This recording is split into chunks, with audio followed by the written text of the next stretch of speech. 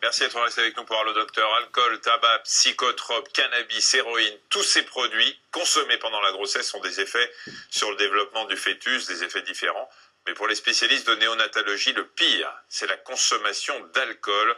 Première cause de retard psychomoteur en France qui peut au maximum produire ce qu'on appelle un SAF, un syndrome d'alcoolisation fœtale.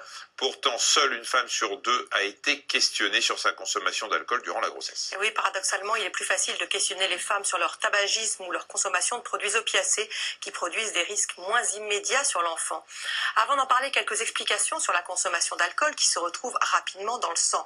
Une petite partie va rejoindre la circulation en traversant la muqueuse buccale, une autre la muqueuse de l'œsophage. Le quart ensuite passe à travers l'estomac et le reste, vous allez le voir, traverse la paroi des intestins. Tout ça va se retrouver évidemment dans le sang de la maman et l'alcool va arriver jusqu'au placenta, un filtre habituellement efficace pour contrer la plupart des microbes, mais qui laisse passer l'alcool. Et ensuite, c'est le cordon ombilical qui va l'acheminer jusqu'au futur bébé. Alors très vite, il y a autant d'alcool dans le sang du fœtus que dans celui de la mère, voire même plus compte tenu de son poids, sans oublier que son foie, lui, n'est pas encore efficace pour éliminer l'alcool et ses dérivés, comme l'aurait fait celui d'un adulte. Le futur bébé est donc exposé plus longtemps à ces effets toxiques.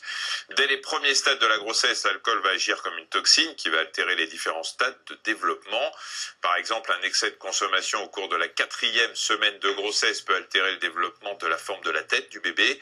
Au 2e et au 3e trimestre, l'alcool provoque des retards de croissance. Et les organes se développent moins bien, les risques d'accouchement prématuré augmentent, mais c'est surtout le système nerveux du bébé qui est le plus sensible, l'alcool attaquant directement les neurones. À la naissance, les signes peuvent être variables selon la quantité, la fréquence avec laquelle la maman a consommé de l'alcool durant la grossesse. Dans les cas d'alcoolisation massive, des signes physiques chez le bébé sont nettement visibles.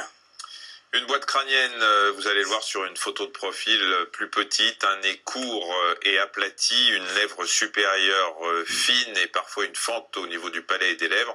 En plus, il peut y avoir des troubles du système nerveux tels qu'un réflexe de succion réduit chez le nouveau-né.